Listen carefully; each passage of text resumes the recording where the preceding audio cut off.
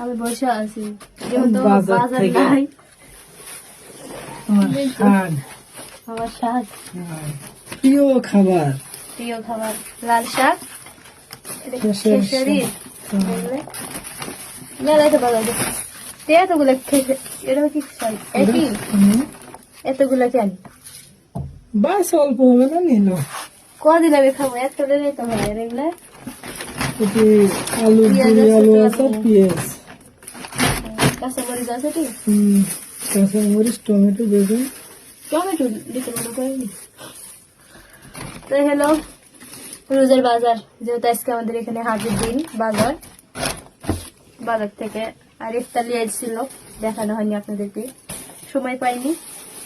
এর এখন থুয়ে দিই বাহিরে লিওরেট